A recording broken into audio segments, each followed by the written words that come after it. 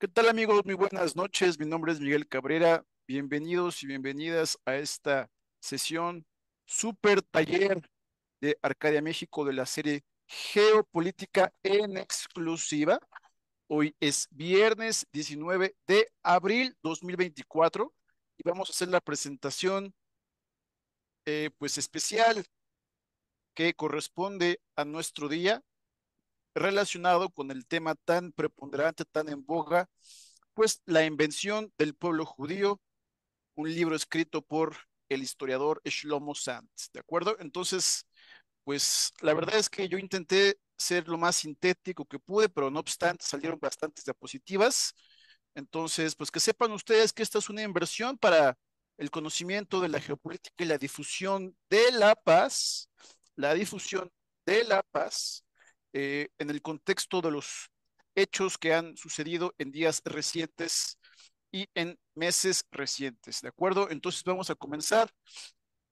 Vean, esta es la portada. Bueno, ahí está Shlomo Sanz y hay que decir un poco algo sobre él antes de comenzar propiamente con la exposición del libro. Vean, aquí tenemos una semblanza muy interesante, Shlomo Sanz.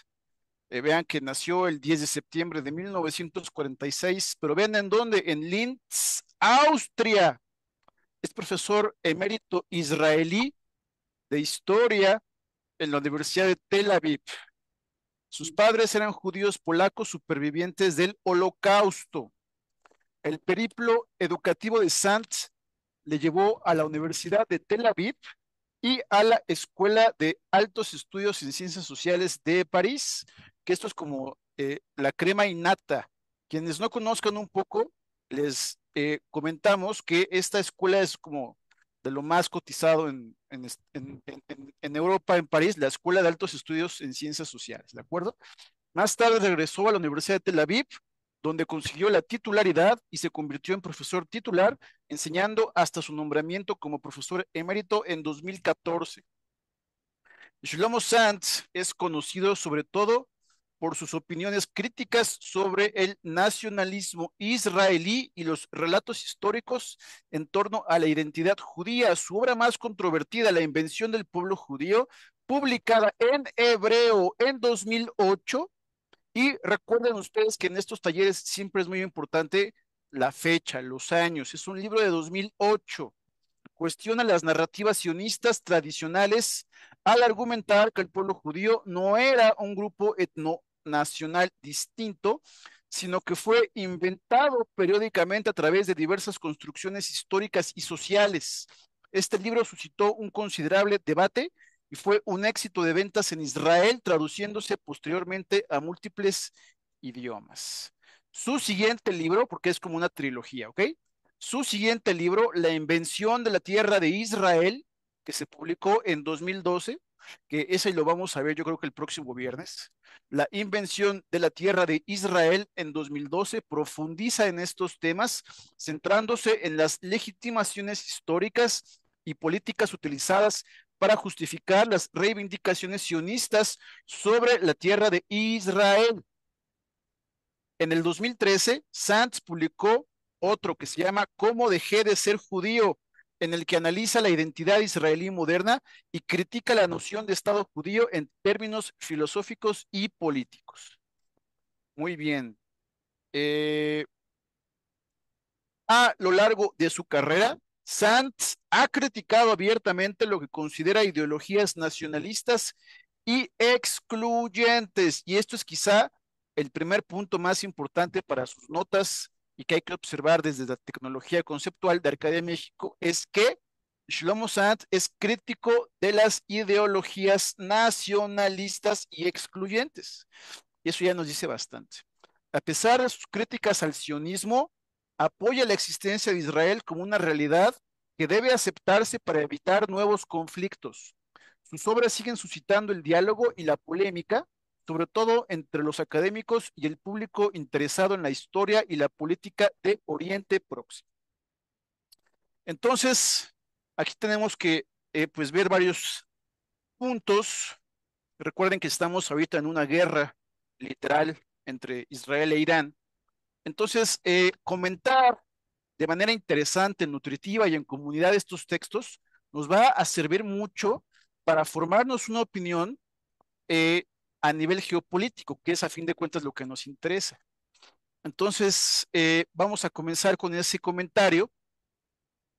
Y lo primero, pues, ¿qué les puedo decir?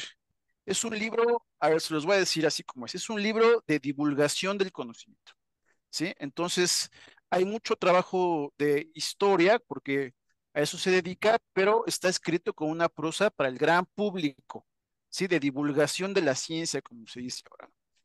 Entonces, eso es importante, lo cual a mí me parece bastante necesario, pero también fíjese qué interesante, ¿no? Y voy a empezar con un comentario eh, para ir a la idea principal desde el principio y no perder tiempo, ¿no? Ya ven que me gusta a mí primero empezar por las conclusiones, ¿no?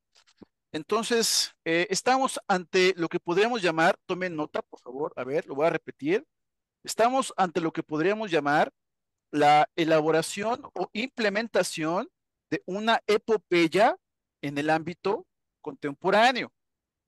Y recordar que una epopeya es justamente el género literario bélico por excelencia, ¿sí?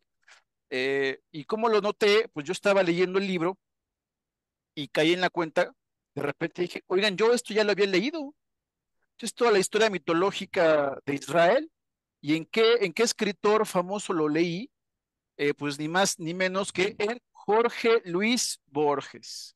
Si ustedes revisan todo lo que Borges dice sobre Israel, siempre se remite o se retrotrae a la epopeya bíblica, es decir, la Biblia como un género literario en Borges. Solo que en el caso de Shlomo Sant, pues es más bien una eventualidad política. Entonces, esto es interesante de notar y vamos a intentar explicar esta idea a lo largo de este taller, ¿sí? Pero esa palabra para mí como concepto es muy importante que ustedes la memoricen, la mantralicen, la escriban y la repitan así múltiples ocasiones. La epopeya de la Biblia a nivel contemporáneo. ¿Por qué no puedo decir a nivel político? Porque una epopeya pues es un registro político. Piensen ustedes la Ilíada y la Odisea, ¿no? Entonces, ahí para que vean que es un término muy interesante y lo vamos a ir desarrollando. Vean, capítulo 1, hacer naciones, soberanía e igualdad. El nacionalismo, ya les dije dos cosas así cañonas de Shlomo Sant, ¿eh? Ya les dije dos cosas cañonas de este tema, las voy a repetir. Número uno, Shlomo Sant es antinacionalista. Y número dos, esto bien se puede leer como una especie de epopeya bíblica, o sea, literatura como geopolítica. ¿Sí? Por la parte de los mitos. Los mitos, ahorita vamos a hablar de eso. Bueno, vean, el nacionalismo, la forma en la que apareció la democracia, contenía dentro la idea de la nación como una mariposa en un capullo. Entonces a mí pues, me llamó la atención que el primer capítulo, o sea, yo esperaba, les cuento algo, yo esperaba ya en el primer capítulo información histórica, ¿no? O sea, me imaginé que empezaría diciendo algo así como, y en el año tal pasó que en la ciudad de Ashkelon, en Israel, pero no, el primer capítulo empieza haciendo algo, digamos, como muy esencial y muy básico en el buen sentido, ¿no? O sea, muy elemental. Y eso me llamó la atención, que es que definir qué es una nación. ¿Sí? Definir qué es una nación y cómo se ha utilizado el nacionalismo. Entonces, cuando yo detecté que en el capítulo número uno ya se criticaba a la concepción o a la idea de nación, obviamente me di cuenta de que lo hace para criticar que una nación sea excluyente a nivel racial, étnico, religioso, ¿sí? Entonces empieza diciendo Shlomo Sant, si una nación es un conjunto homogéneo, entonces eso no aplica necesariamente para Israel, porque históricamente la Ya, llamada nación de Israel ha estado conformada por diferentes pueblos en diferentes momentos. con lo que se rompe el principio de homogeneidad. ¿De acuerdo? Entonces, eso es muy importante que se sepa porque es algo notable, solo que dicho pues, con palitos, ¿no? O sea, imagínense. Entonces, vean, ¿qué dice? Eh, el nacionalismo es un tema complejo y controvertido, sin una definición universalmente aceptada. Shlomo Sant explora los conceptos de nación, pueblo y etnos y su evolución histórica.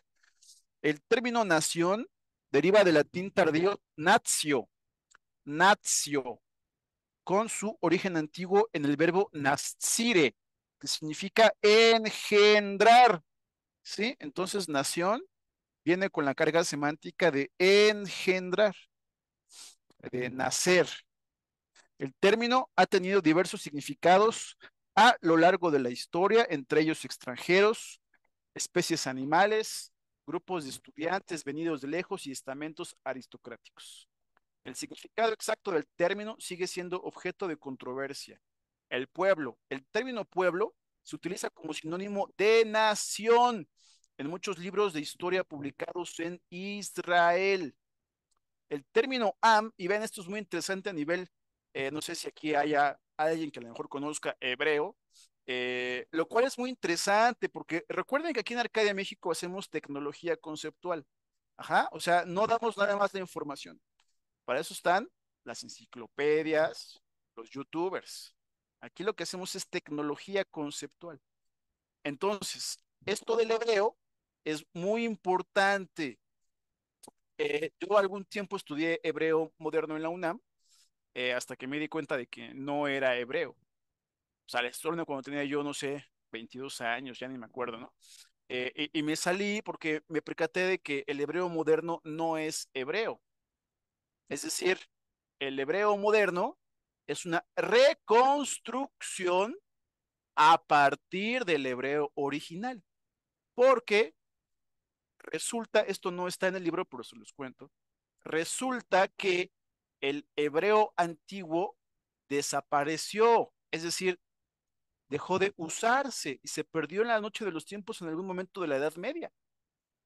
Entonces, obviamente que cuando se reconstruye este idioma ya como hebreo moderno en el siglo XIX, entonces, pues también se empieza a reconstruir el concepto de un estado, o más bien de un pueblo judío. ¿Sí me estoy explicando? A nivel filológico. Lo voy a repetir porque esto no se sabe, lo que estoy diciendo no se sabe. El hebreo moderno no tiene nada que ver con el hebreo bíblico.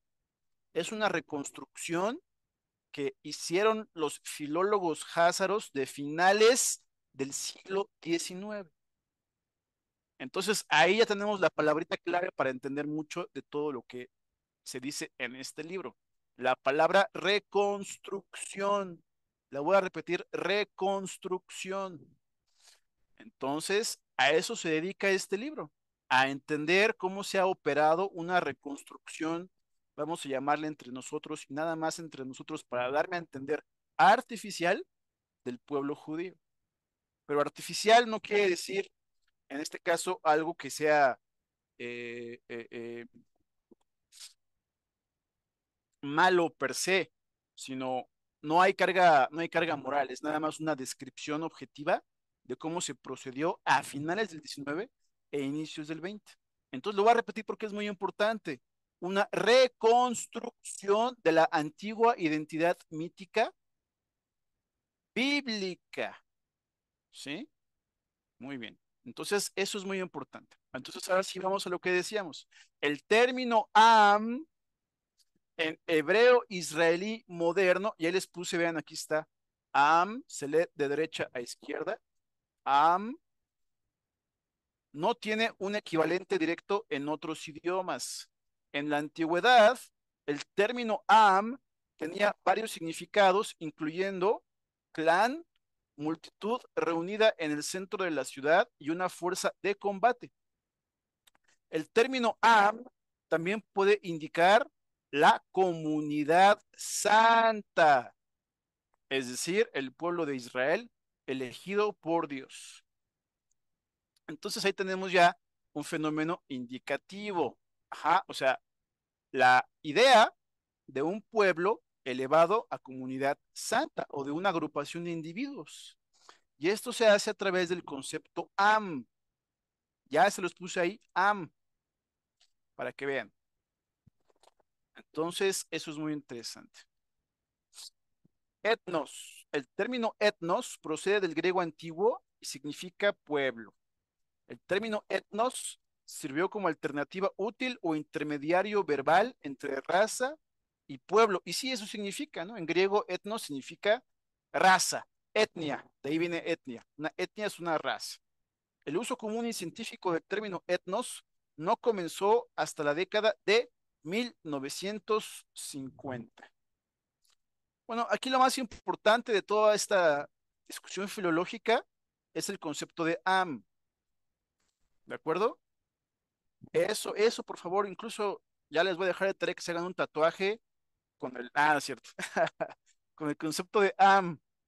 Bueno, entonces vean, el término nacionalismo, mi lapsus, ¿no? El término nacionalismo no debe equipararse inmediatamente a una ideología extremista.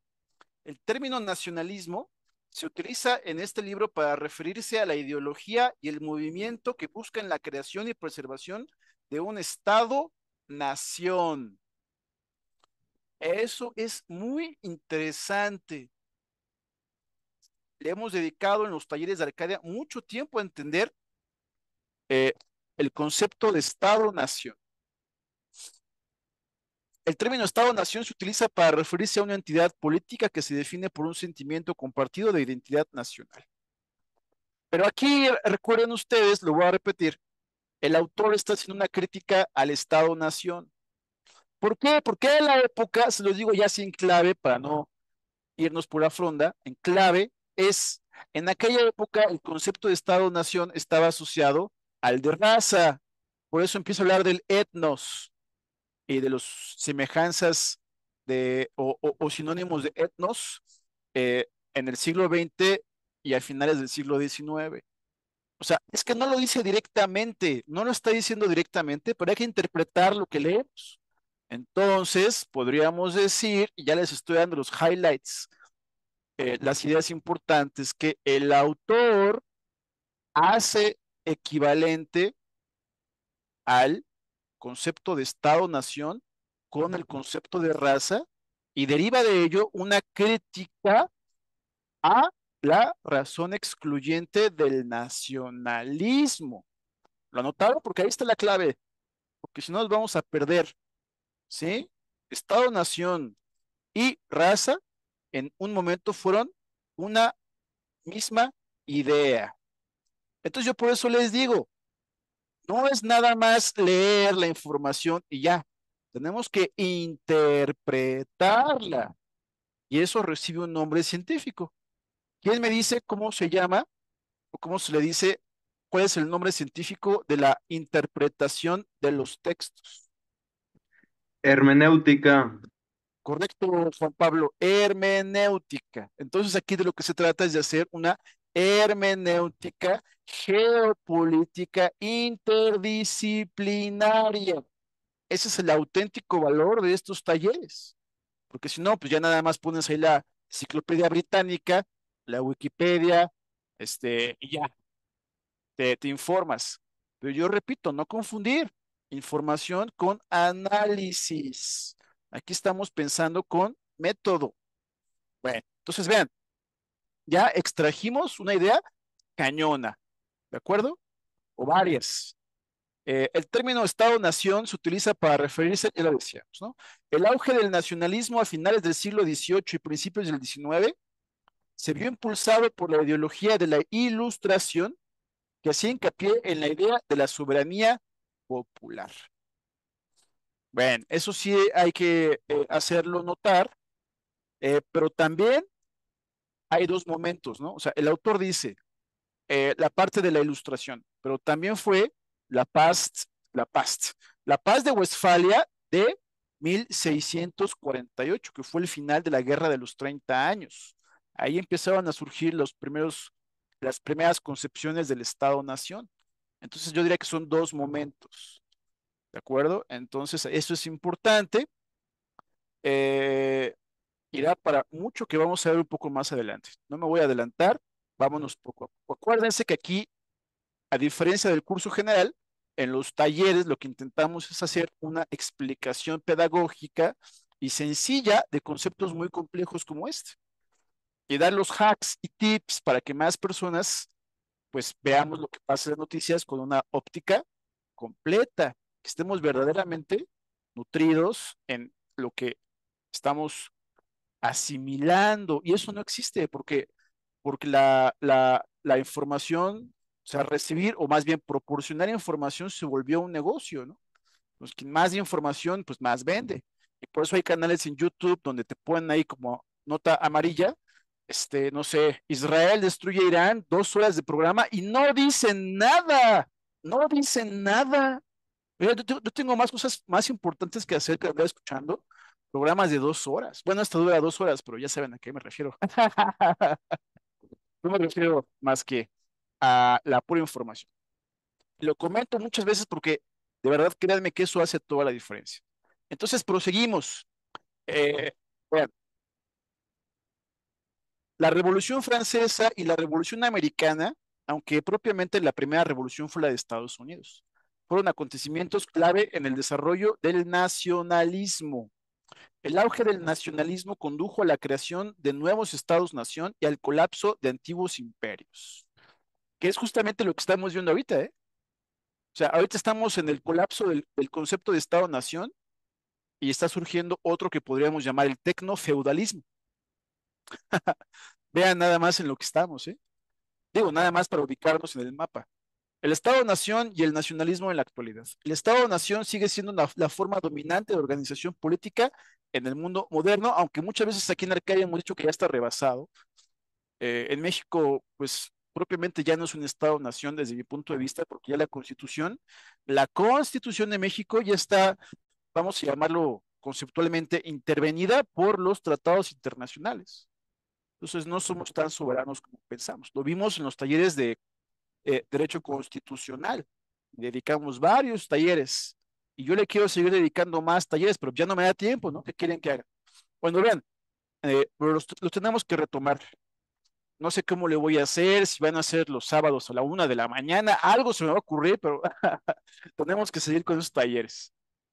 Entonces seguimos. Eh, El nacionalismo sigue siendo una fuerza poderosa en el mundo que configura las políticas de los estados y las identidades de los individuos. El auge de la globalización y la creciente interconexión del mundo han generado nuevos retos y oportunidades para el nacionalismo. Y eso, pues, se los tenía que comentar. El autor tiene una proclividad globalista, ¿sí? Ahora entiendo por qué no lo han matado. Pues un libro de este nivel criticando así de duro a Israel, pues ya hubiera meritado, pues, no sé, un bombazo como la hija de Alexander Dugin. Pero no lo han hecho porque el libro tiene un perfil, bueno, el autor tiene un perfil más de globalismo de izquierda, ¿sí? Y el globalismo de izquierda es muy semejante a las posturas del portal o del rotativo del periódico Haaretz, que es anti-Netanyahu. Entonces hay, eh, pues vamos a llamarle uh, ¿cómo se le puede llamar? Lo digo conceptualmente, lo voy a decir conceptualmente, pero un judaísmo de izquierda y un judaísmo de derecha, ¿de acuerdo? Eso quiero que ustedes lo entiendan bien, porque no es tan fácil. Yo insisto que estos términos, recuerden, Medio Oriente es de los más difíciles de entender y lo más importante está en los detalles. Entonces hay que ver los detalles y la gran panorámica, el fractal. Ya les dije varias cosas, entonces el autor tiene una proclividad globalista. Capítulo 2, mito historia. En el principio Dios creó al pueblo, así se llama. Entonces el autor analiza la historia de la historiografía judía. A ver, ¿quién me dice qué significa la palabra historiografía? Porque luego yo hablo mucho y me voy rápido, pero sí quiero ser claro. ¿Quién me dice tú, Juan Pablo, qué es la historiografía? Pues bueno, basándome en la etimología, pues Grafos es pues cualquier letra, cualquier cosa que se pueda ver. Entonces es la historia pues, de los grafos, ¿no? La Eh, verdad. pues sí, es decir, la historia de los grafos, pues es los documentos, los libros, los textos, esa es la historiografía. O sea, una cosa es la historia y otra cosa es la historiografía. La historia ya sabemos qué es, y la historiografía es el registro de la historia, ¿de acuerdo? En esencia, los documentos. Entonces, el autor analiza la historia de la historiografía judía, ajá, ya se queda ahora sí muy claro, centrándose en la evolución del concepto de pueblo judío o nación judía en los relatos históricos. El primer intento moderno de contar la historia completa de los judíos fue escrito por, vean, ahí está, esto sí está muy interesante para nuestra listita, ¿eh?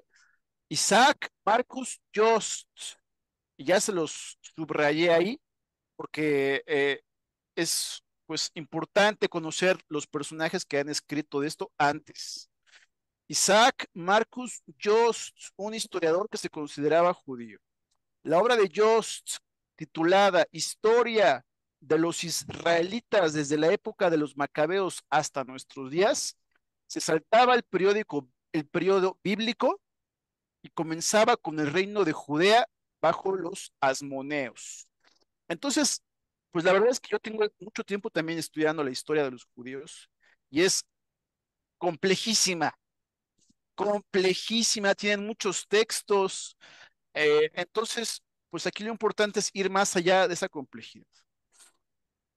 Nos vamos a lo esencial y desde mi punto de vista lo esencial es suficiente para entenderlo. Ya si ustedes quieren leer todos los libros de Marcus Jost y todo el Talmud, pues será maravilloso, pero lamentablemente es muy complejo, no tenemos el tiempo para eso, ¿no?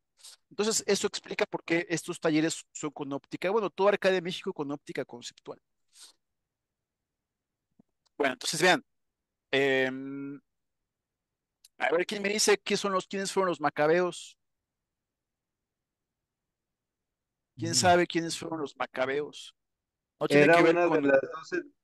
Ah, a ver, dime adelante. eran una de las tribus de Israel que fueron los que se rebelaron contra los romanos cuando los conquistó Roma. Más o menos, Juan Pablo, en realidad eran un grupo de judíos que se rebelaron, pero contra los griegos, en la llamada época helenística, contra los griegos. Ahí los malos de la historia fueron los griegos. Esto está en un libro que se llama, obviamente, el libro de los Macabeos, ¿no? En Macabeos 1 y Macabeos 2 que está en la Biblia. Es que yo hace muchos años, se los digo como, no como presunción, sino pues casi como queja, que me leí toda la Biblia. ¿Ustedes creen? No tenía nada que hacer. Aparentemente no tenía nada que hacer. Entonces leí toda la Biblia y luego me percaté que en la Biblia protestante no está este libro famoso. Es que es un libro famoso, ¿no? El de los Macabeos. No está en la Biblia protestante porque los protestantes, ya saben, Lutero, todos ellos, y el consejo también de rabinos que eran afines al protestantismo, extraen, bueno, en primer lugar, los rabinos, después, más o menos de algunos años que murió Cristo, después, unos años antes, después de la muerte de Cristo, hacen como una especie de concilio y quitan de los textos canónicos macabeos, porque macabeos hace mucho énfasis en ideas que tienen que ver con resurrección. Entonces no les convenía dejar esos libros, ¿no? Y los quitaron. Luego Lutero también los quita. Por eso no está el libro de Macabeos, no está en la Biblia protestante, ¿de acuerdo? Bueno, es un libro muy interesante, la verdad. En fin, les digo que es una historia muy compleja que nos la podremos pasar así la eternidad, pero me voy a ir ya más rápido. Vean, este rasgo historiográfico parecía extraño en la segunda mitad del 19, cuando la restauración de la Biblia para muchos literatos judíos en Europa supuso el regreso a las narraciones históricas judías. el periodo de los asmoneos, comenzando en el siglo II antes de Cristo, fue una era formativa para la identidad judía moderna, marcada por la lucha por la independencia contra las influencias helenísticas y la restauración de un Estado judío autónomo. Al iniciar su historia en esta época, Jost posiblemente buscó subrayar la relevancia de eventos históricos verificables y su impacto en el desarrollo sociopolítico y religioso del pueblo judío. ¿De acuerdo? Ahí está para que vean. Entonces ahí lo que el autor está diciendo, Isaac Marcus Jost fue un autor que no tomó a la Biblia como una crónica histórica. Repito, no tomó a la Biblia como una crónica histórica. Entonces se va más a la parte de lo que puede comprobarse, que es pues es una de las características de este libro. Entonces, la obra de Jost debe entenderse en el contexto de su época, ya que aún no era un historiador nacional y un judío nacional. Entonces, obviamente, lo que aquí Shlomo Sant nos está queriendo decir es que se olvidó que hubo al principio una serie de historiadores judíos que no eran afines al nacionalismo judío que todo el mundo conocemos ahora. Y da ejemplos, quiénes, en qué momento y cómo procedieron. Ya, ahí está, Isaac Marcus Jost. ¿De acuerdo? Entonces, eso es muy útil de saberlo. Su autopercepción como intelectual judío alemán era en gran medida cultural y religiosa y reflejaba el tejido mental de la joven intelectualidad que emergía del viejo mundo judío. En aquella época, la joven Alemania no era una entidad política, sino un concepto cultural lingüístico en el que los judíos constituían el 1% de la población. La sociedad de los germanoparlantes acababa de iniciar una relativa unificación impuesta por el invasor francés y la mayoría de los intelectuales aún no habían respondido plenamente a la seducción política del nacionalismo. Bueno, pues ahí está la percepción de Jost sobre la Biblia. Jost partía de la base de que el periodo de los hebreos en Canaán era demasiado oscuro para servir de base a un estudio histórico significativo. Y yo coincido también, les comento que yo, pues, porque ya leí toda la Biblia, también conozco del debate, yo sí les puedo decir que mucho se ha discutido sobre la precisión cronológica de la Biblia. Y algunas personas piensan que la Biblia no debe entenderse como una sucesión cronológica. Eso a lo mejor nos parece extraño, pero créanme, es real. Muchas alegorías, bueno, desde ese punto de vista, muchas historias de la Biblia son cuentos o metáforas, no acontecimientos históricos. Pero entonces surge el problema, ¿cómo saber cuál es metáfora y cuál fue acontecimiento histórico? Es justamente el debate. Pues eso yo creo que ni Dios lo sabe, ¿no? Porque el ser humano pues, lo organizó en textos. Entonces, esa es una gran complejidad. Yo por eso en estos temas sí me quiero ir con mucho cuidado, porque la verdad es que yo sí respeto todas las creencias religiosas, todas las creencias religiosas. Yo sí las respeto.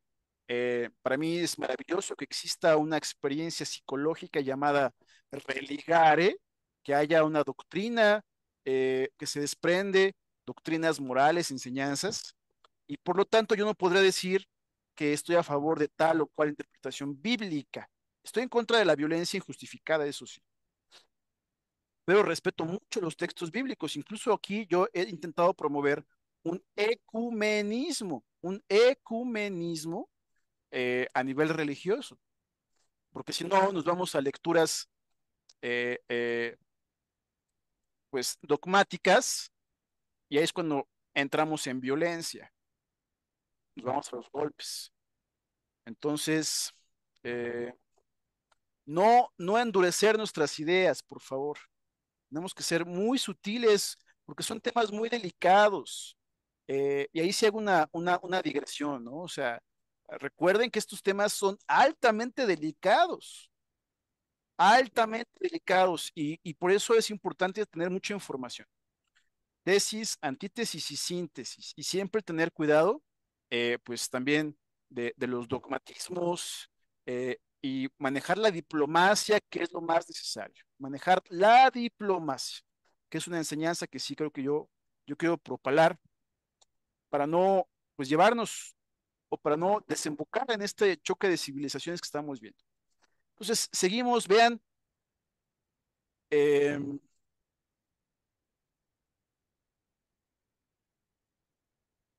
dice que el periodo del exilio, en el sentido más amplio, debería representar el comienzo de la historia judía, ya que fue durante este tiempo cuando los judíos de Persia estudiaron y aprendieron de los persas una nueva perspectiva religiosa, una vida civilizada, una lengua y una ciencia. Y ahí, pues, nada más como pues dato cultural, recuerden ustedes que Ciro el Grande fue el que libera a los judíos del yugo babilónico. Por eso muchos judíos y muchos sionistas pues recuerdan a Ciro como un gran personaje pro judaísmo, ¿de acuerdo? O pro pueblo judío.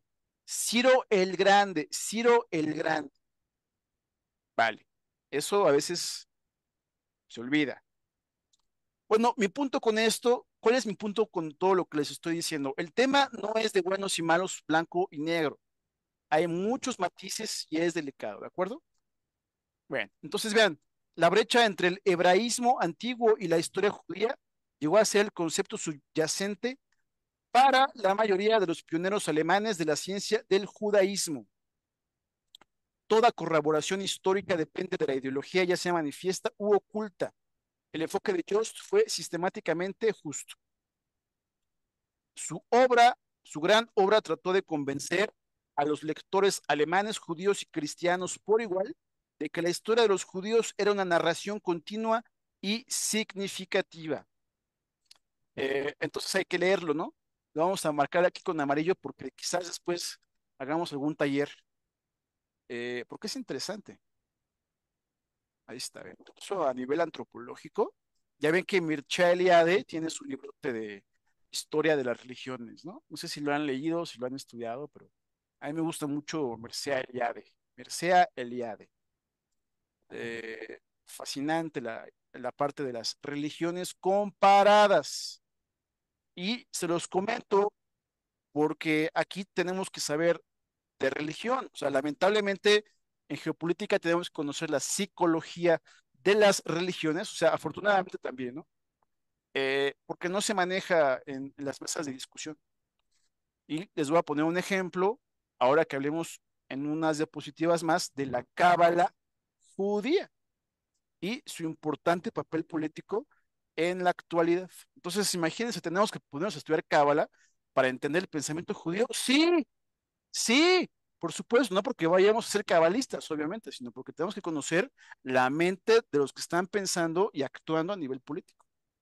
Entonces, vean, seguimos la conexión entre el Antiguo Testamento y la identidad judía. Eh, Existía una estrecha relación entre la percepción del Antiguo Testamento como fuente histórica fiable y el intento de definir la identidad judía moderna en términos prenacionalistas o nacionalistas. Y vean, cuanto más nacionalista es el autor, más trata la Biblia como historia, como el certificado de nacimiento que atestigua el origen común del pueblo. Y ya lo decíamos, hay muchísimos estudios que dicen la Biblia no es una narrativa cronológica, es metafórica. Pero ¿cómo lo podemos saber? Pues ha sido el debate de toda la humanidad, ¿no? Acuérdense cuando se decía que la gente creía que, o se creía, ¿no? Que según la Biblia el mundo tenía, ¿cuántos? 4000 años, ¿no? Algo así. Pues ¿cómo lo podemos diferenciar? Pues difícil. Y es increíble que sigamos en ese debate. Entonces, seguimos. Algunos reformistas se interesaban por la Biblia por razones como la oposición al apego rabínico ortodoxo al Talmud o la imitación de las modas protestantes.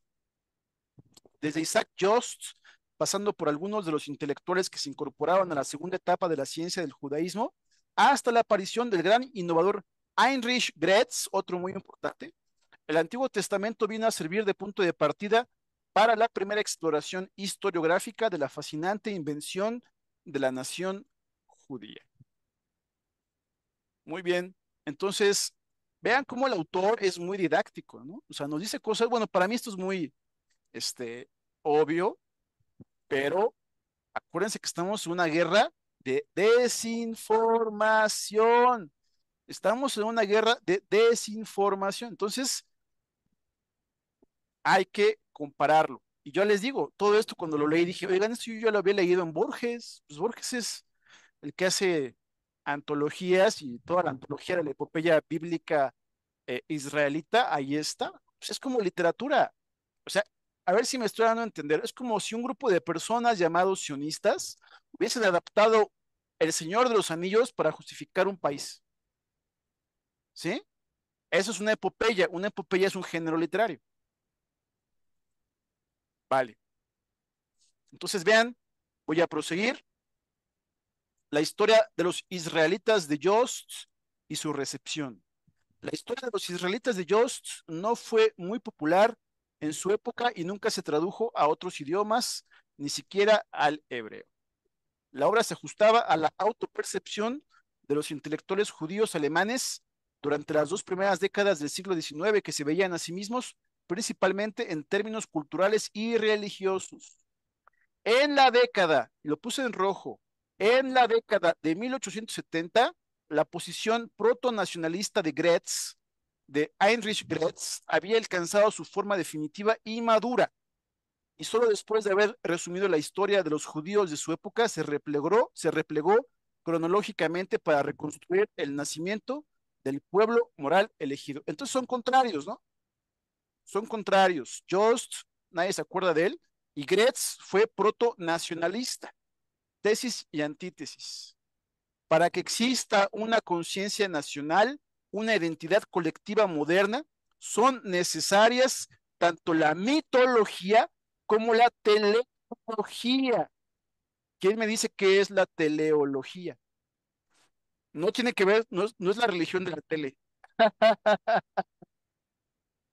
¿Qué es la teleología? Teleología es un sinónimo muy fifí para propósito. Es que bueno, yo vengo también de la academia y a veces cuando yo, o sea, ya me dijeron, ¿no?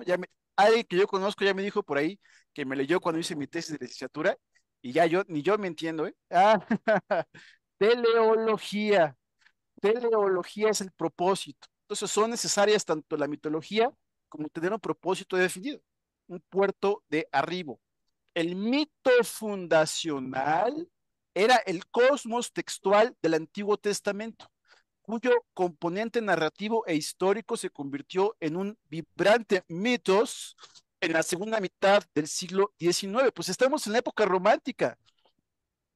Hablo a nivel filosófico, ¿no? Ya ven que el siglo XIX, a nivel filosófico, en las eras históricas filosóficas, el siglo XIX fue la época del romanticismo, o sea, del idealismo, fue la época del idealismo alemán, de Goethe, de Beethoven, de Schiller. Entonces, había esta idealización de los textos, de la épica, ya saben,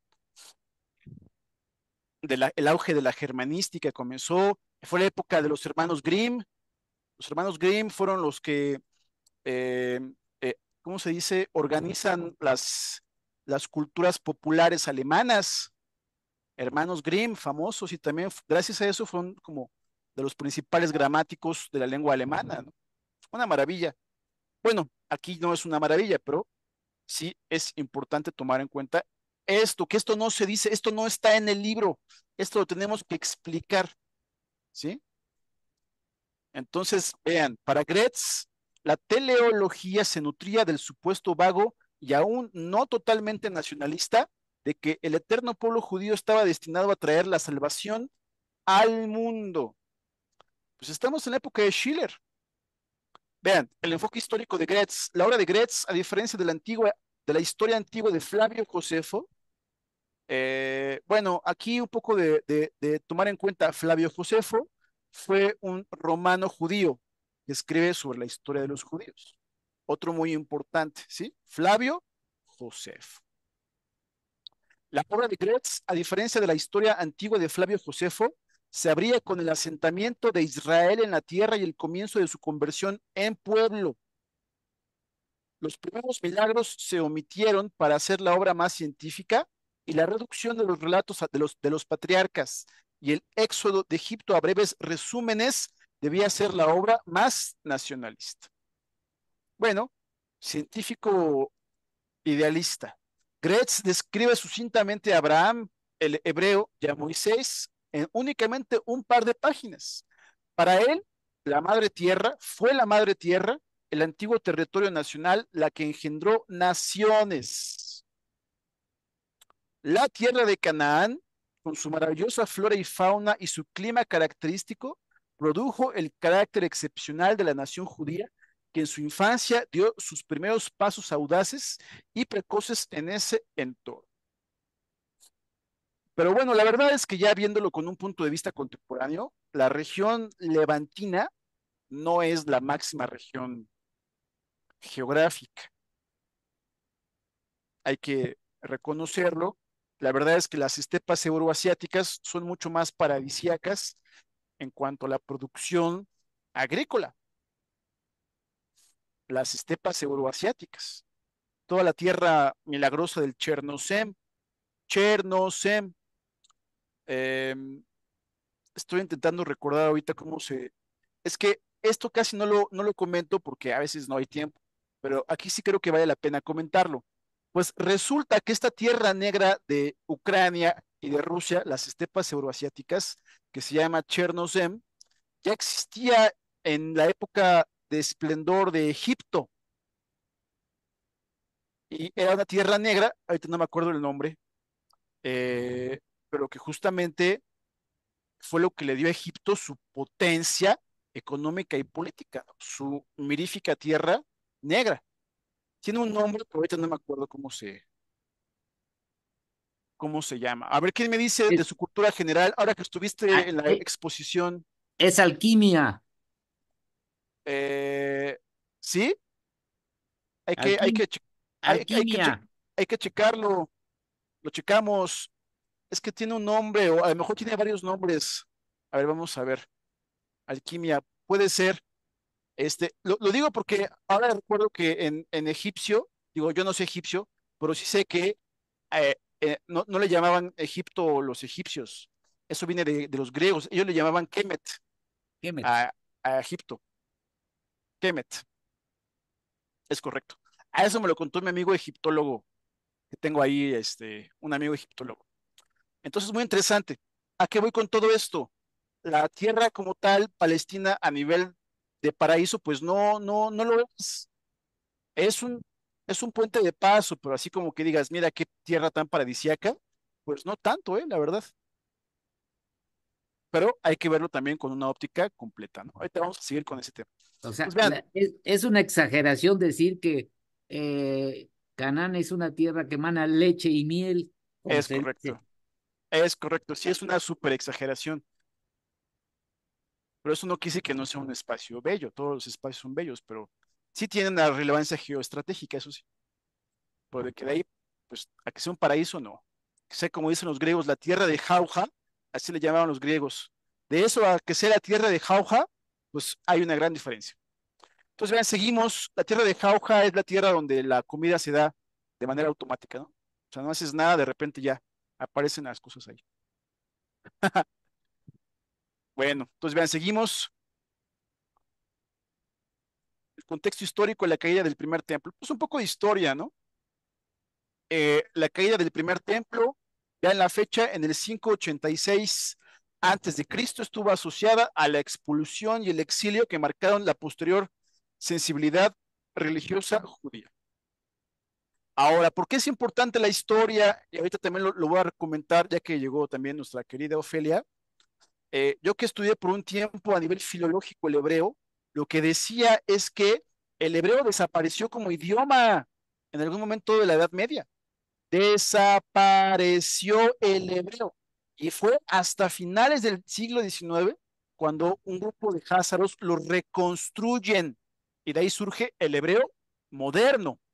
Y el hebreo moderno incluso tiene unas letras que no se parecen en nada al hebreo bíblico. Yo cuando estaba estudiando hebreo dije, pues qué padre, voy a poder leer el Génesis. Pues ¿cuál? Es hebreo moderno. A mí me lo enseñaban así en el CELE de la UNAM, me metía a unas clases de hebreo, estuve nada más un semestre, eh, eh, y no es hebreo bíblico, es hebreo moderno. Ya después me enteré que es una reconstrucción. Eso dice muchísimo, o sea, eso a nivel filológico nos está diciendo que no únicamente se ha reconstruido el idioma, sino que también se ha reconstruido un concepto de Estado-nación, ¿de acuerdo? Eso que aquí a lo mejor es muy elemental, hay que darlo a conocer. Y se parece muchísimo a lo que dice el otro gran analista de Medio Oriente sobre Palestina que se llama Nur Masalha. ¿Se acuerdan cuando lo vimos en los talleres, en el curso general? Nur, N-U-R, Masalha. Nur Masalha. También dice cosas muy interesantes en este sentido. Bueno, entonces vean, caída del primer templo en el 586 antes de Cristo estuvo asociada a la expulsión y el exilio que marcaron la posterior sensibilidad religiosa. La memoria literario-teológica de este acontecimiento ayudó a construir una conciencia histórica nacional que era un mosaico de acontecimientos dispares y elementos tradicionales. Un examen detenido del acontecimiento histórico que engendró el segundo exilio en el año 70 después de Cristo revela que el término golá, que se traduce como exilio, tenía una connotación diferente en el hebreo tardío. La conciencia histórica nacional no era una narración singular, sino un conjunto de acontecimientos y elementos que funcionaban como un mito eficaz para los judíos modernos que buscaban una identidad étnica. Entonces ahí está la palabra clave, mito eficaz, mito eficaz. Y se los digo así con mucha responsabilidad, incluso pues yo en mi tesis de licenciatura acuñé el término geomitología, geomitología para entender esto a nivel del Estado. Geomitología, el mito no es la narración de la mentira. Ahorita vamos a verlo con un autor que es muy importante. El mito es también una construcción de la verdad. Ahorita lo vamos a ver. Entonces, vean, el mito de la deportación.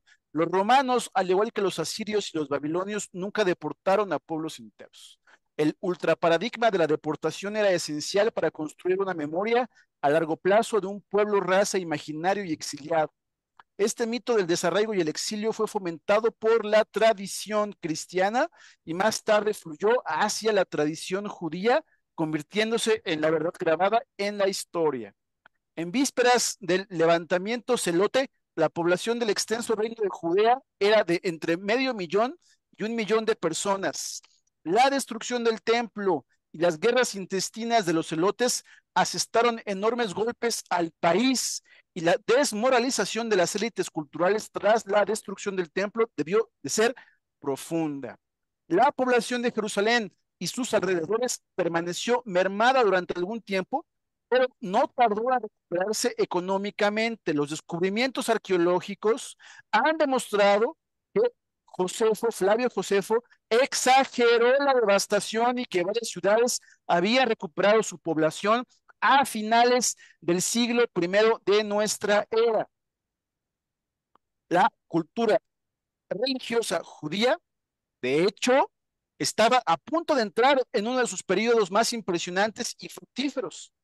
Desafortunadamente hay poca información sobre los sistemas de relaciones políticas durante este periodo. Y aquí se pone más interesante, vean, la segunda revuelta mesiánica encabezada por Bar Kokhba en el siglo II de nuestra era, sacudió la historia de Judea.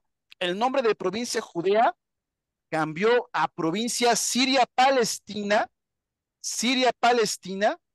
que es la actual región de Palestina, pero su población en el siglo II de nuestra era seguía siendo predominantemente judía y samaritana. a finales del siglo II y principios del siglo III, no solo se había recuperado la mayor parte de la población campesina y se había estabilizado la producción agrícola, sino que la cultura del país alcanzó lo que llegó a considerarse su edad de oro en tiempos del rabino Judá Hanasi. Interesante, ¿no? Interesante. Esto es una, si se dan cuenta, es un contraargumento, porque está el mito de que después de la caída del segundo templo en el 70 comienza una decadencia, y aquí dice el autor, no es cierto. Más bien hubo incluso un auge, y esto nadie lo sabe. Eh, la conexión entre desarraigo y pecado, destrucción y exilio se incrustó en las diversas definiciones de la presencia judía en todo el mundo. Este que les puse en amarillo, se lo tatúan, por favor, el rabino Judá Hanasí. El mito del judío errante castigado por sus transgresiones estaba arraigado en la dialéctica del odio cristiano judío que marcaría las fronteras de ambas religiones a lo largo de los siglos siguientes. Y vean, aquí vamos a decir algo impresionante. ¿Ya están listos? Ahí les va. Viene algo muy impresionante. El concepto de exilio adquirió una connotación metafísica absoluta dentro de las tradiciones judías, que iba mucho más allá del simple hecho de estar lejos de la patria, iba mucho más allá del simple hecho de estar lejos de la patria. La exaltación del concepto de exilio a cualidad metafísica. Vean, reclamar la descendencia de los deportados originarios de Jerusalén era esencial para que los creyentes judíos establecieran su posición como miembros del pueblo elegido.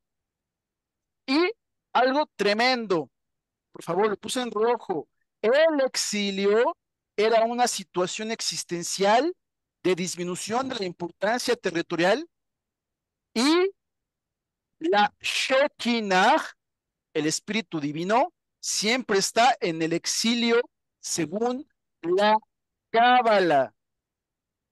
Ah, entonces aquí es cuando esto adquiere un matiz político esotérico, político esotérico, porque esta palabrita de Shekinah yo ya la había visto antes cuando estudié con la doctora Silvana Rabinovich, ahí de la UNAM, que ella es experta en estos temas de judaísmo, cábala, ella también es judía, ¿no? Y ahí lo vimos alguna vez en la UNAM, ¿no?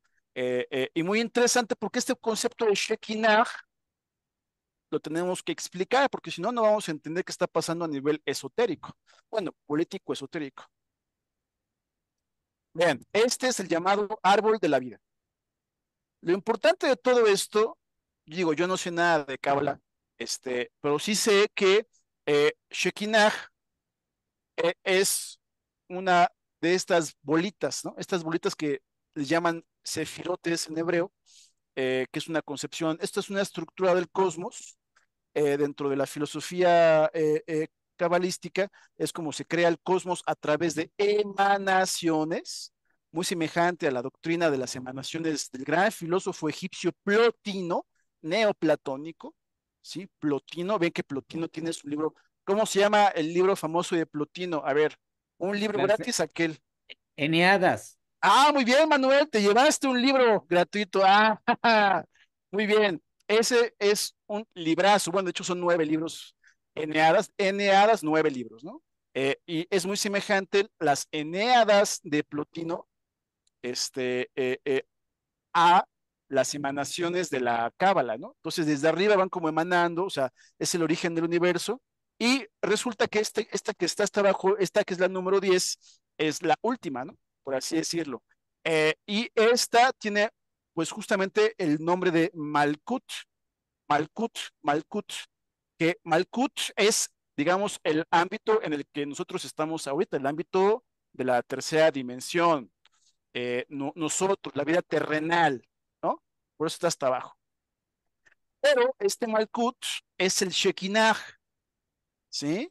Este de acá abajo, ¿sí lo están viendo? Este Malkut es el Shekinah, ¿sí? Entonces vean cómo según esto, este, tenemos entonces aquí un concepto muy fuerte porque, voy a ver si me doy a entender, a ver si me doy a entender. esto tiene una cualidad política, porque si Malkut es el reino terrestre y la Shekinah está asociada al exilio, al espíritu divino, que siempre está en movimiento, entonces esto es una justificación vamos a llamarle entre nosotros, el destino manifiesto sionista, porque es la parte terrenal, es decir, esto podríamos decir que es el equivalente del concepto del reino intermedio que tienen los chinos, Middle Kingdom. De algún modo, este concepto de Shekinah podría ser la predestinación metafísica de que los judíos están llamados a gobernar sobre los demás pueblos. ¿De acuerdo? Por eso decía yo que ese es un concepto muy duro. Shekinah. Muy bien. Y es la sefirota o sefirote número 10. Es el aspecto en el que estamos nosotros. Es el mundo terrenal. Los pies. Representa los pies. Es en donde estamos. Este ambiente de la vida fenoménica terrestre es Malkut. O sea, es un concepto, digamos, eh, eh, de, que también es geográfico, ¿sí? De locación en el espacio. Entonces, desde ese punto de vista, pues obviamente que, no sé, Israel, Palestina, Jerusalén, pues es como el centro del mundo, del mismo modo en que los chinos piensan que ellos son el axis mundi con su concepto del reino intermedio. Ya ven que los chinos tienen este concepto de que ellos están entre el cielo y la tierra, ¿no? O sea, son en medio, están predestinados a gobernar también. Ahí también tenemos otro tipo de mitología operando, ¿no? Bueno, lo vimos en el curso de China. Entonces, eso es muy interesante porque es, pues, el destino manifiesto sionista explicado desde la Cábala. Ven qué interesante, ¿no? El Shekinah. Muy interesante. Bueno, según su construcción, la de ellos, ¿no? Y aquí les puse la ficha de este señor que se llamaba Hans Blumenberg, que es muy importante, nada más que, este, yo no sé por qué ya no aparece su foto, antes aparecía su foto, ¿no? Bueno, este señor es muy importante porque él es autor de varios libros muy relevantes. Soy fan de Blumenberg y él es un gran estudioso del mito, los mitos, mitología. Es un gran estudioso de los mitos y de lo que significa la mitología para la ciencia. No me voy a meter en ese tema porque sería hablar de otras cosas, pero nada más decirles que la relación o el binomio mitología y política no están disasociados, ¿sí? Es lo que yo en mi tesis digo que es la geomitología. Y ya hemos visto varias geomitologías, ¿no? Está la de Ucrania, está la de China, está la de el sionismo, y hay varias que hablan de esta predestinación. Son los mitos fundacionales. Y bueno, aquí decía yo que Hans Blumenberg es muy importante nada más para la idea central de este punto, que es que la mitología, el mito es también el estudio de la fabricación de la verdad y no de la mentira como se suele pensar respecto al mito. Y estamos hablando de mitología. Muy importante. Entonces ahí ya les dije cosas que creo yo que valen la pena. Aquí ya nada más, pues ya casi vamos a acabar. Bueno, de hecho todavía no. Vamos a estar aquí un rato más. Espero que no tengan sueño. Entonces, vean, porque pues obviamente tenemos que ver otros imperios judíos que han existido, aparte de los que están ahora en la región del Levante. Así se llama, la región levantina. Yo no les puse el nombre, así, Levantina en el Levante, donde está Palestina e Israel. ¿Cuáles son esos ejemplos? Digo, para no leer todo, ¿no? Tampoco me voy a ir pesado. Entonces, aquí lo importante, ¿cuál es la idea central? Les voy a decir cuál es la idea central para sus apuntes y no perdernos en el mar de la información. La idea central es la siguiente: el autor está dando contraargumentos a que únicamente en Israel, Palestina, fue el gran imperio judío. Entonces dice, no es cierto que ahí estuvo únicamente con Salomón y David. Hubo otros imperios judíos y pone dos, bueno, pone varios, ¿no? Por aquí nada más puse dos que me llamaron la atención. Vean, está el reino judío de Himyar, ese la verdad no lo conocía, apenas me vine a enterar con este libro. Himyar y Hazar, Hazar ya la conocemos, ¿no? Hazar, pues es Hazaria, pero Himyar, eso está muy interesante, ¿no? Ahorita vamos a ver un mapa, ahorita voy con el mapa, no se me desesperen, también traigo mapas. Acuérdense, yo les manejo lo que es el mapa. Bien, em, entonces esto sí lo voy a leer tantito. El reino judío de Himyar, descubrimientos y pruebas. Las tumbas de Beit She'arim, cerca de Haifa, ya saben, el importante puerto de Haifa, datadas en el siglo III de nuestra era, revelan inscripciones griegas que identifican a los enterrados como gente de Himyar. Junto a las inscripciones se encontraron grabados emblemáticos de emblemas judíos como un candelabro y un cuerno de carnero. Filostorgio, historiador cristiano arriano, documentó una misión enviada por Constancio II, emperador del Imperio Romano de Oriente, para convertir a los himyaritas al cristianismo a mediados del siglo IV. La lucha entre las religiones contendientes en Himyar podría haber coincidido con la conversión del reino etíope al cristianismo. Y vean qué importante, establecimiento de una monarquía judía. Estamos aquí en el contraargumento de que ya después de la destrucción del templo, en el 70, ya venían en decadencia. No, hubo monarquías, dice el autor, y no nada más hubo monarquías, sino que hubo otros imperios. Hacia finales del siglo IV de nuestra era, el reino de Himyar abandonó el paganismo y adoptó una monarquía judía fuerte y monoteísta. La monarquía judía, vean esto, nadie lo sabe, la monarquía judía duró aproximadamente entre 120 y 150 años, casi tanto como la duración del reino asmoneo. Entonces, tenemos que ver el mapa. Y bueno, también la parte de los házaros, eso ya no voy a leer, que ya, bueno, ahí te lo leemos tantito, pero vean, ¿dónde está Himyar? ¿Dónde está Himyar? Yo me vine a enterar que el reino de Himyar está en la actual Yemen. ¿Ya vieron?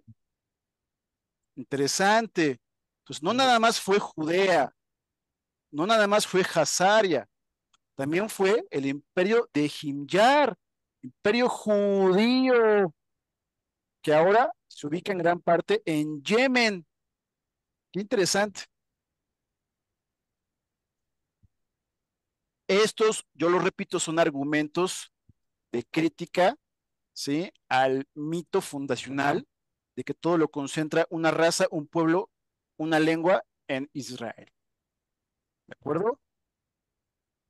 Y bueno, la parte de Hazaria, ahorita vamos a ver eso. Vean, el Imperio Házaro, sí hay que leerlo porque es interesante. Los házaros eran un pueblo turco seminómada que estableció un imperio en el Cáucaso y la región del Volga-Don alrededor del siglo VII de nuestra era. La lengua sagrada y la comunicación escrita de los házaros era el hebreo, aunque son conversos, ya lo sabemos, como lo demuestran los documentos e inscripciones encontrados en Crimea, escritos en una lengua no semítica con caracteres hebreos. Y eso es interesante porque ya ven que está esto de que los házaros son judíos conversos. Ellos adoraban a un antiguo dios pagano que se llamaba Tigrit. Tigrit. Bueno,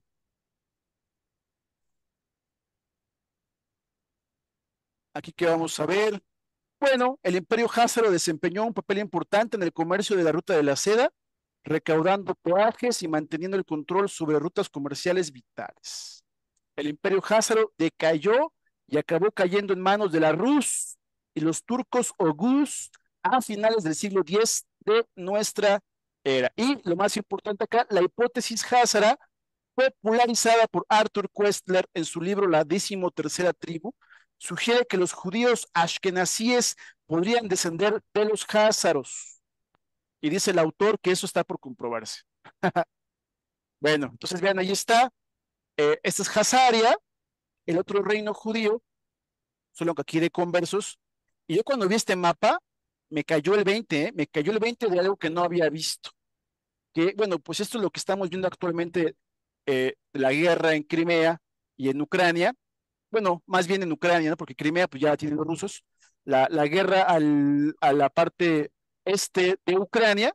Yo vi este mapa hace rato y me cayó el 20, dije, claro, por supuesto. Entonces ya nada más calculé, bueno, no lo calculé, le pregunté a Google, la distancia entre Gerson, que está como al norte, por acá, y Moscú. Y vean, nota de Arcadia, México, la distancia aproximada, perdón, Kharkov, entre Kharkov, Ucrania y Moscú, Rusia, es de unos 648 kilómetros. No está tan lejos. Vean la semejanza de la operación actual de Zelensky, de algún modo, con las ideas de Hitler de conquistar Moscú. Pues van ahí en cierta sintonía, ¿así lo ven? Kharkov a Moscú no queda tan lejos.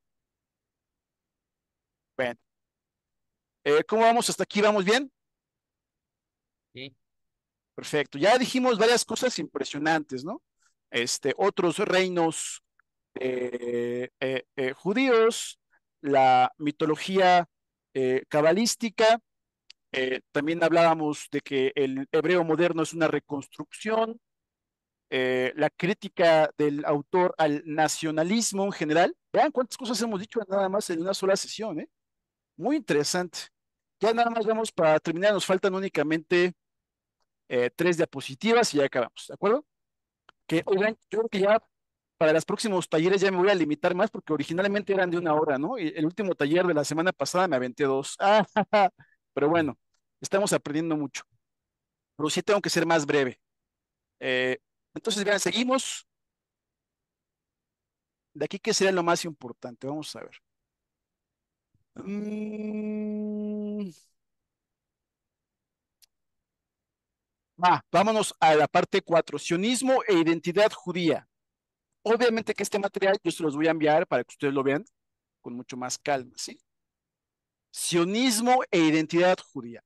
El sionismo fue desde sus inicios un movimiento nacionalista etnocéntrico que encerró firmemente al pueblo histórico de su propia invención y prohibió toda entrada civil voluntaria en la nación. El mandamiento divino de que el pueblo habitará solo y no será contado entre las naciones fue reinterpretado en un plan de acción aislacionista y secular.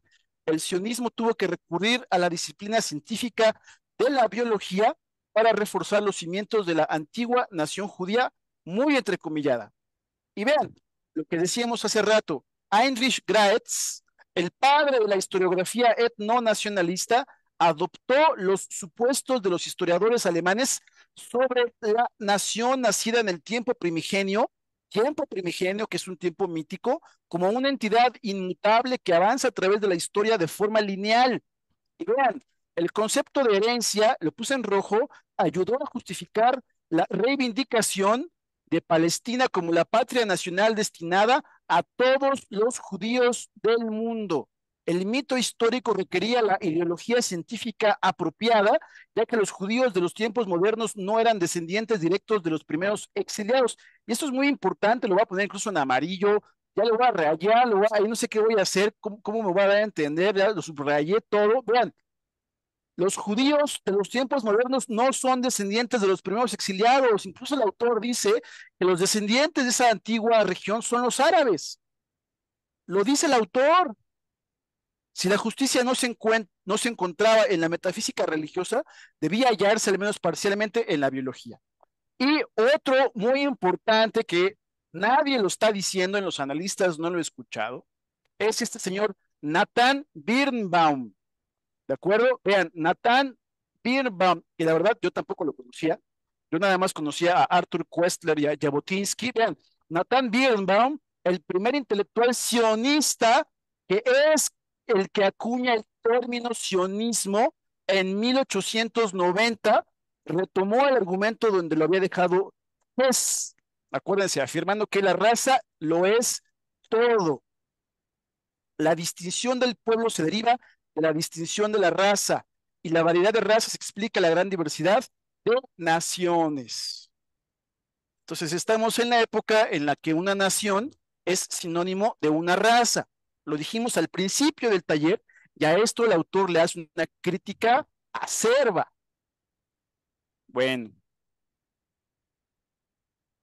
y ya el número 7, vean, Jabotinsky. Vladimir Jabotinsky, el líder del revisionismo sionista, ansiaba el poder y detestaba las concesiones y el compromiso. A pesar de sus diferencias políticas, tanto Martin Buber, otro pensador, como Jabotinsky compartían la hipótesis ideológica básica de que los judíos tienen una sangre distintiva que los diferencia de los demás pueblos. Pues según Jabotinsky no dudaba de que la fuente del sentimiento nacional no puede encontrarse en la educación, sino en algo que la precede, a saber, en la sangre y en los aspectos físico-raciales del pueblo judío. Bueno, es la época donde se habla mucho de raza. Entre finales del 19 y el 20, todo tuvo que ver con el concepto de raza. Ya casi vamos a acabar, nos quedan dos diapositivas, y nos vamos a ir únicamente a lo más importante. Y sí es más importante esto que vamos a ver acá, sionismo y eugenesia, ¿de acuerdo?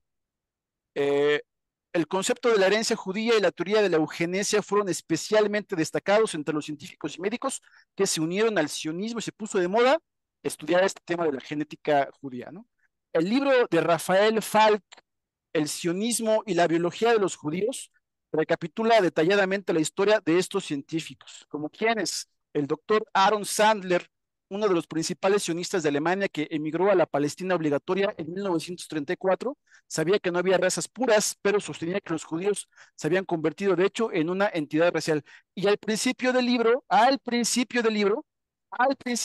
repito, Shlomo Sand dice que incluso en toda la Biblia no se puede hablar, o sea, incluso tomando la Biblia como histórica, incluso si tomara uno la Biblia como algo histórico, se lee que los múltiples reyes y patriarcas judíos eran siempre una mezcla mestiza, por valga la redundancia, ¿no? Eran mestizos, él siempre. Entonces, ¿cómo es posible que estos digan que hay pureza racial? Otro argumento interesante. El doctor Elías Auerbach, que se estableció en Haifa, que es el puerto, en 1905, estaba convencido de que el pueblo judío siempre había sido una raza pura y que los judíos no se habían casado con gentiles desde la época de Tito. El doctor Mordejai Burhop, que vivía en la Palestina del mandato, sostenía en el 22 que en la lucha entre las naciones el vencedor es el que asegura la mejora de la raza y la mejora biológica de su descendencia. Ya casi acabamos. Mm, pues otros ejemplos de lo mismo. Sí, esto sí es importante, ¿no? Empezó aquí la búsqueda del gen judío, ¿no? Eso es lo importante, que tras la Segunda Guerra Mundial, el uso de los términos raza y sangre se volvió incómodo y el concepto de raza judía desapareció del vocabulario de la investigación convencional. Sin embargo, fue sustituido por un campo científico con un título respetable, el estudio del origen de las comunidades judías. El periodismo popular lo bautizó simplemente como la búsqueda del gen judío. Luego ya vino la genética y vean lo que sucedió. Está la genética judía. eh,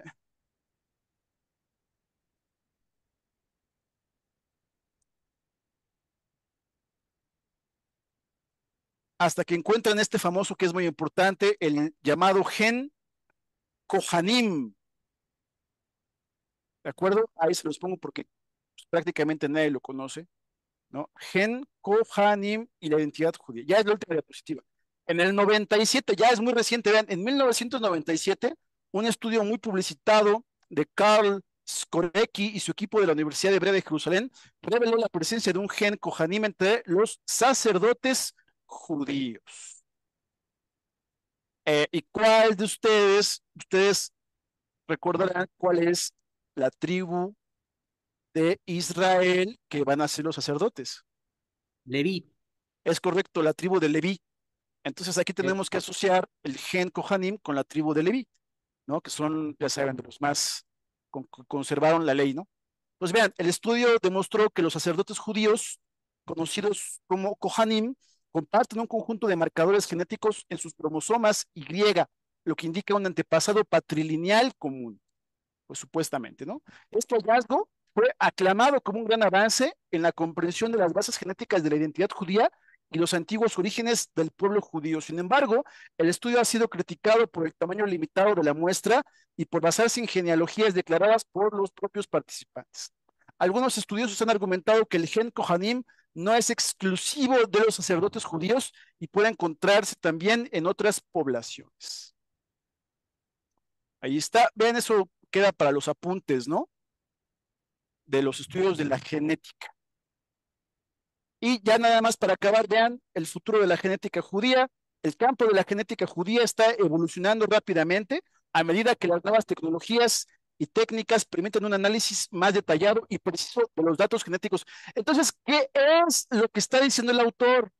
¿Cuál es la idea importante? O sea, lo que aquí está diciendo Shlomo Satz en esta última parte es lo siguiente: el pueblo judío ha sido una invención incluso hasta en la genética, ¿sí?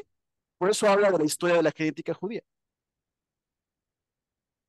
Entonces, sin embargo, el campo también se enfrenta a retos, bueno, como la necesidad de muestras más grandes y diversas, la necesidad de análisis estadísticos más rigurosos y la necesidad de una mayor colaboración entre investigadores de diferentes disciplinas. Bueno, en última instancia, el objetivo de la genética judía debería ser mejorar nuestra comprensión de la diversidad genética y cultural del pueblo judío y promover una mayor tolerancia y aprecio por la riqueza de la diversidad humana, que es justamente, dice el autor, lo que debería hacerse con la genética judía, no defender un tipo de raza, sino la pluralidad de genes de este estilo, ¿no? O sea, los diferentes tipos de judíos que puede haber.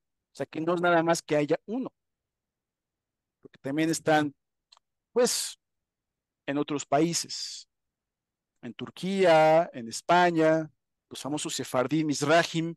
Entonces, no todo se puede congregar en un solo gen y mucho menos eh, que sea Hazard. Mm, Como reflexión personal, yo sí creo que es interesante que estudiemos más lo de este gen, Cosanim, y que veamos cómo son los sacerdotes que supuestamente puedan tener este gen. Porque si esos sacerdotes parecen házaros, pues ahí sí tenemos un problema, ¿no? Porque pues ni modo que ya hubieran sido házaros en la época de Moisés. Esos fueron mucho después, ¿no? Y por eso digo yo que quedará como una cuestión que también tenemos que buscar, eh, pero que va dentro del gran concepto, la invención del pueblo judío.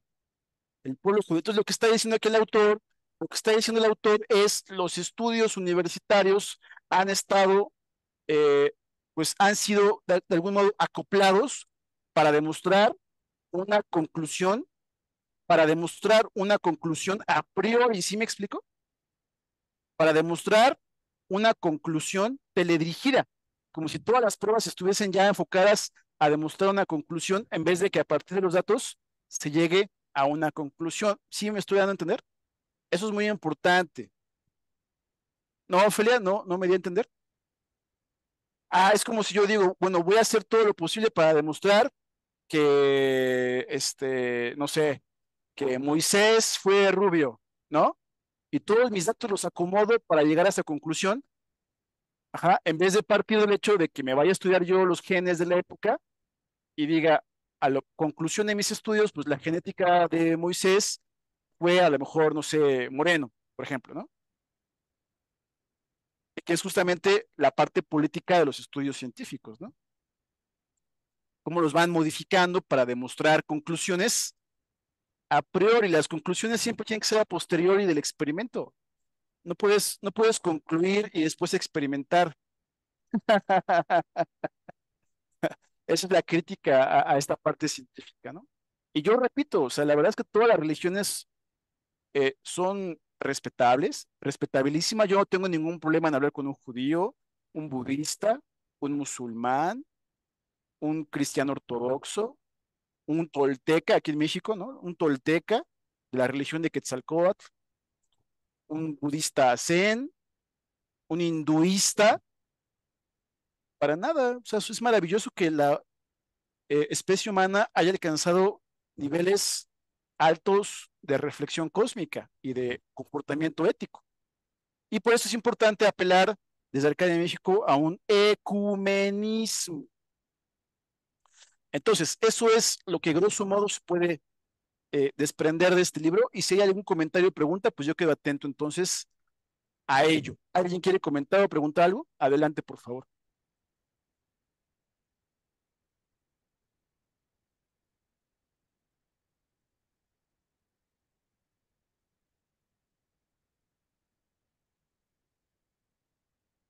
Entonces, la mayor parte de los que se denominan judíos son de origen házaro, o sea, no nacidos no semitas, no, ¿cómo puedes diferenciar lo que es antisemita de lo que es sionista?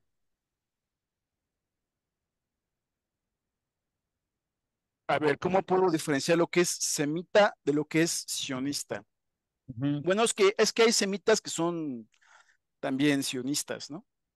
Sí, O sea, por ejemplo, gente que sigue a Netanyahu, o sea, en el gabinete de Netanyahu, son sionistas, son sionistas, la mayoría son házaros, la mayoría son la házaros, mayoría son házaros. no nacidos en Canaán.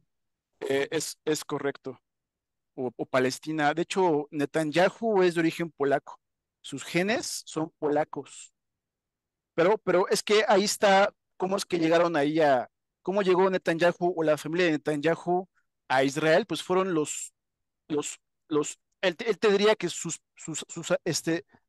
predecesores llegaron a esa región después de la expulsión o sea, que hubo esto que ellos llaman las grandes migraciones judías desde finales del 19 a la región de Palestina. ¿Sí me explico? Ujú. Exactamente. Ya después, con la Segunda Guerra Mundial, incluso ya más adelante en el siglo XX, con Hitler se hace un acuerdo para que los judíos huyan o se exilien a la actual Palestina. O sea, estamos hablando de finales del siglo XIX e inicios del XX, que empiezan diferentes olas migratorias de judíos a Palestina. Y ahí en esos que venían de Europa, que eran europeos, alemanes, o sea, polacos, llegan a eh, Palestina eh, en esta época. ¿Sí me expliqué? Sí. Excelente. Entonces Netanyahu es de estos. Mm. Y los házaros vienen desde el siglo séptimo. Imagínate, ¿no? O sea, estamos hablando de que ya llevan un rato ahí. O sea, me refiero en la región circulando, que venían, son turco-mongoles, pero son de etnia diferente, ¿no? Tú sabes que son altos, rubios, pelirrojos. Incluso yo conozco a varios de ese estilo, ¿no? Y son, haz de cuenta, yo conozco a un profe de la UNAM que es así, no voy a decir su nombre, es así, es más alto que yo y es así, pelirrojo, ¿no? Y parece más como alemán, Ujú. pero su apellido es Ashkenazi. De hecho, es curioso porque yo les voy a decir algo, en México, bueno, es que son temas que ya ven que de repente uno estudia, ¿no? Pero ya créanme, y si no me creen, se los confirmo, yo tengo los libros y todo. Muchos de los apellidos que pensamos que son mexicanos son judíos. Llegaron con este Cristóbal Colón y con Ujú. Cortés. Llegaron muchos judíos que, no sé, voy a inventar muchos que acaban en EZ, ¿no? Que son judíos. Ujú. Pérez, todos estos pues, son judíos Ujú. españoles, ¿no? Eran judíos españoles. Entonces, ahí cambia. Por ejemplo, Zuckerberg en Estados Unidos, Zuckerberg es eh, Ashkenazi, Ashkenazi. Ya ven que es güero, alto, nada que ver con el fenotipo étnico Mizrahim sefardita, que de ahí viene la palabra sefardita de la Biblia, Sefarad, así se le llamaba en España en el Antiguo Testamento. Sfarad, ¿no? Sefarad, sefardita. Entonces es un tema interesante, pero ahí pues incluso uno puede agregar también el gran esplendor judío en España, ¿no? además del de Yemen, que ya dijimos, y el de Hazaria. Ok, Sí, pero Netanyahu es polaco. sí. Este, eso es muy interesante, ¿no? ¿Quién más quiere participar o comentar algo? Adelante.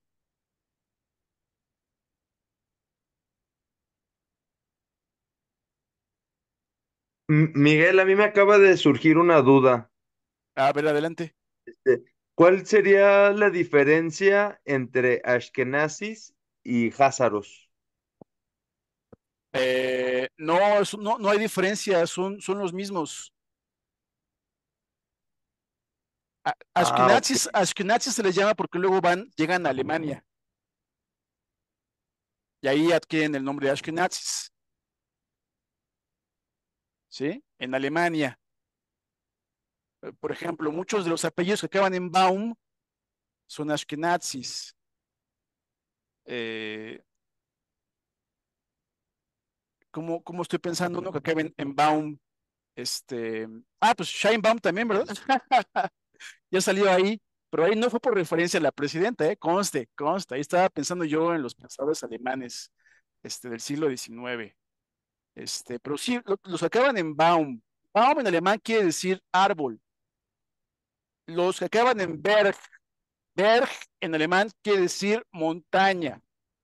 Entonces, Zuckerberg eh, significa la montaña azucarada. Ya ven cómo es hasta infantil su apellido, ¿no?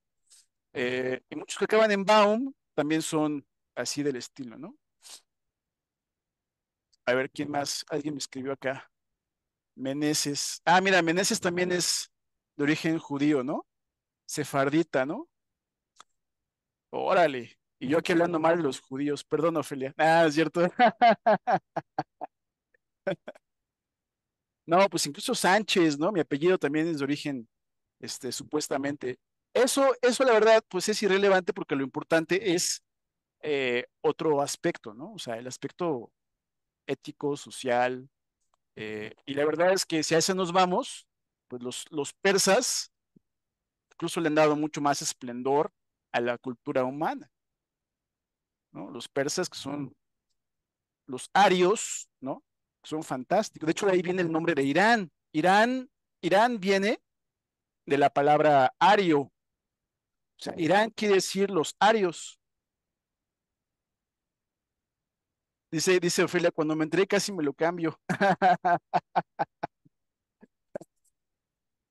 Ay, entonces, no, yo la verdad, miren, yo no me quedo en la lucha de civilizaciones, ¿eh? Para mí no.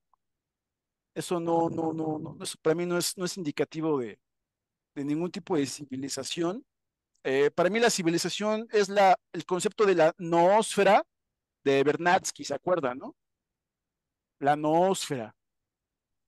O incluso podríamos decir que ahorita mismo China tiene una gran noósfera, o sea, está desarrollando un gran espacio de noósfera. Y los chinos pues, no tienen nada que ver con las demás etnias, ¿no? Entonces podríamos decir que el gen superior, ¿qué? Ya vamos a decir que el gen superior es el chino. Pues no, ¿verdad? ¿Alguna otra pregunta, Manuel? Te noto inquieto, como que quieres comentar algo. No, nada más que si quieres comentar algo sobre esta declaración que hace Netanyahu haciendo referencia a la profecía de Amalek. Y la profecía de Amalek, no sé si recuerdas, es donde quiere soportar su accionar actual en base a un pasaje bíblico que le dicen desde Moisés, los famosos amalequitas, que son los más, los odiados amalequitas, donde le dicen, destruye a todo niña, niño, mujer, viejito, y no dejes a nadie con vida. Ese era y eso lo está soportando hoy políticamente Netanyahu. Increíble.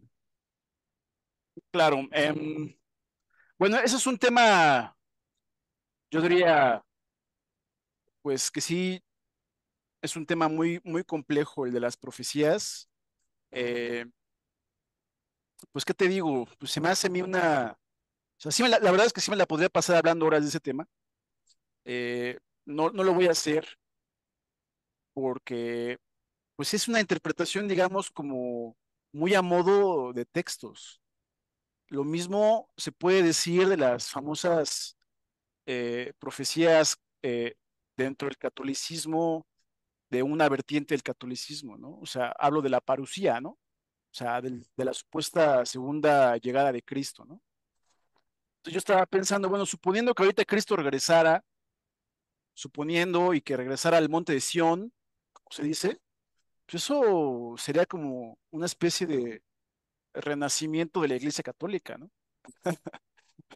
Pues, le conviene a la Iglesia Católica, pero también he escuchado la versión contraria, he escuchado la versión de quienes dicen que toda esa interpretación escatológica pues, es únicamente lo que le queda a la Iglesia para hacer perdurar lo que le queda de su poder, ¿no? Entonces, por eso digo yo, son, desde mi punto de vista, interpretaciones diferentes de textos diferentes, ¿no?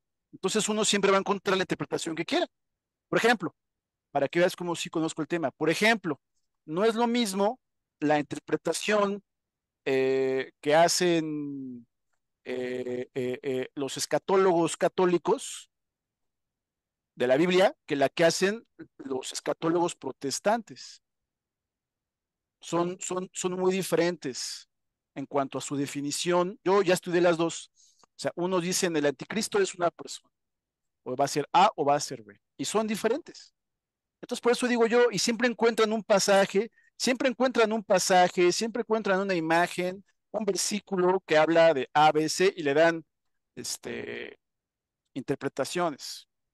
A mí la que se me hace a nivel geopolítico más relevante, eh, lo comentábamos hace poco en una clase presencial, la que se me hace más relevante es la del catejón. Catejón. El catejón es un concepto escatológico que viene en la Biblia, en las cartas de Pablo, y que luego reinterpreta Carl Schmitt en su obra. Y decíamos que según la interpretación geopolítica de todo esto que se deriva de la obra de Carl Schmitt, es que el catejón a nivel geopolítico es Putin, porque Putin es el que está previniendo la llegada del anticristo. Eso lo dice Alexander Dugin, ¿no? Entonces, por eso digo yo, pues cada quien está haciendo su propia escatología, ¿no? Los ortodoxos, los católicos, los protestantes. O por ejemplo, en la óptica protestante, ¿quién es el anticristo en la óptica protestante? China. Y en la óptica católica, eh, pues no sé, estoy intentando recordar, no me acuerdo, pero son diferentes siempre. Pues por eso digo yo, no nos fiemos de esa parte. Yo me quedo con la geopolítica, es decir, ¿por qué Israel es tan importante? Porque conviene a los intereses desestabilizadores de Estados Unidos contra los BRICS Plus, como lo decíamos el viernes pasado, ¿te acuerdas, no? Sí, Y ya lo demás, pues son historias o narrativas que se van acoplando como convenga. ok, gracias. Sí. ¿Alguien más quiere comentar algo? Los gobiernos utilizan, por ejemplo, Estados Unidos, las cuestiones narrativas religiosas para poder explotar y poder llevar a cabo sus planes económicos, geopolíticos. Sí, estoy de acuerdo, definitivamente. La religión siempre ha servido para eso, ¿no? Pues ahí está Para la eso, iglesia, y ahí todas, está la, todas las religiones, todas, todas. Hay que respetarlas. Qué bueno que tienen, pero que eso no sea un marcaje definitivo para manejar toda la vida de un país. claro. Bueno, es que ahí podríamos hablar que hay dos niveles de religión, ¿no? La religión institucional y la religión como cuerpo de creencias éticas, porque yo me acuerdo mucho lo que decía Immanuel Kant. Immanuel Kant decía, pues la máxima de todas las religiones, ¿no? Eh, Kant decía, él hablaba de algo que se llama imperativo categórico. A lo mejor Manuel se acuerda de esa parte, ¿no? El imperativo categórico de Immanuel Kant, que no es otra cosa más que trata a los demás como quieres que te traten a ti, ¿no? Entonces, yo diría que hay dos niveles de religión, el nivel institucional político y el nivel de creencias éticas, ¿no? Para conducirse, porque, por ejemplo, el budismo y sus cuatro nobles verdades, así se llaman las cuatro nobles verdades del budismo, pues se me hace muy fascinante, ¿no? O sea, es maravilloso cómo ya Buda dio los tips para evitar el sufrimiento y vivir bien. Las cuatro nobles verdades, ¿no? Y el óctuple sendero. Ya, ahí está, es una maravilla, ¿no? Eso lo dicen también Cristo, Krishna, Lao Tse, Quetzalcóatl, ¿quién más te gusta? Pues cualquiera. López Obrador. Ah, cierto. No, no es cierto. No sé, o sea, del estilo, Que lo ¿no? Y los digas de demás. broma, sí, De que lo sí. diga de broma. No, sí, de broma. Bueno, él, pues es otra cosa, ¿no? Pero ¿cómo se llama este de Perú? Bueno, había uno de Perú que es como el Quetzalcóatl de Perú. No me acuerdo, tampoco me piden tanto, no me acuerdo de tantas Viracocha. cosas. Huiracocha, sí, yo así varios también, en las demás religiones. Por eso digo yo, pues que es el mismo corpus de creencias y que todas las religiones son válidas, ¿no? En cuanto a corpus de creencias. Entonces, pues sí es algo que tenemos que notar y pues hacer la crítica, ¿no? Pero, y esa es mi conclusión, finalísima, no olvidar la geopolítica, no olvidar la geografía. Israel está ubicado como disruptor de las rutas de la seda y de los BRICS Plus. Eso es lo que yo puedo, o sea, yo como geoanalista, ¿no? Como geopolitólogo, yo lo veo desde ese punto de vista. Lo demás ya es muy incierto. Entonces me voy al terreno firme, a la tierra, la geografía, porque lo demás pueden ser interpretaciones, como lo vimos aquí en el caso de Shlomo Sand, que hace el sionismo de los aspectos pues paleobíblicos y de los antiguos textos sagrados. Bueno, entonces les agradezco mucho su asistencia, su participación. Yo mañana les voy a estar enviando esta sesión grabada y estas diapositivas. Y ya si me preguntan, mi parte favorita a nivel personal fue el concepto de Shekinah. Esto nadie lo conoce, ¿no? O sea, el concepto de Shekinah, el espíritu divino, que es Malkut, que está hasta aquí abajo, que Malkut es el destino manifiesto del sionismo. Es decir, que Israel tiene que gobernar Malkut, ¿no? O sea, el ámbito espacial en el que nos encontramos. Yo me quedaré con eso porque es el análogo, el equiparable al concepto del reino intermedio de China, ¿sí? Está. Vean, es muy interesante. Shekinah, ¿no? Y eso nos lleva a que sí hay un esoterismo cabalístico en el sionismo, ¿de acuerdo? Sí. Que eso en el Zohar se ve. ¿Sí? La Kabbalah podríamos decir que es el misticismo del judaísmo, así como el sufismo es el misticismo del Islam. Es correcto, así es. Y hay muchísimos libros, y te digo, si yo me meto en ese tema, pues no acabamos porque Pues claro, hay muchísimos textos sagrados. es un mundo.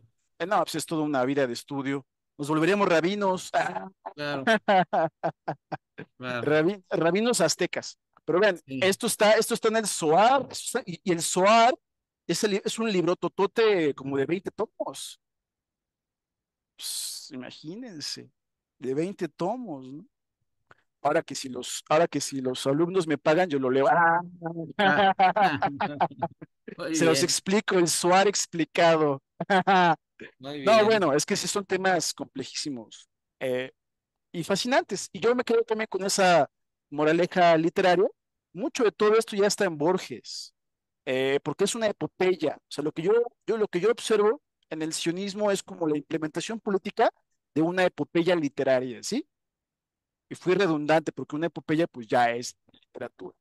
Es como si uno toma, es como si uno tomara a Homero, a la Ilíada y la Odisea para intentar reconstruir el reino de Menelao. no se puede, pues hay cosas que no son históricas, hay cosas que son invenciones, fantasía, ¿no? Eso es lo que estoy intentando ver. Bueno, entonces, pues yo con esta diapositiva doy por finalizado el taller.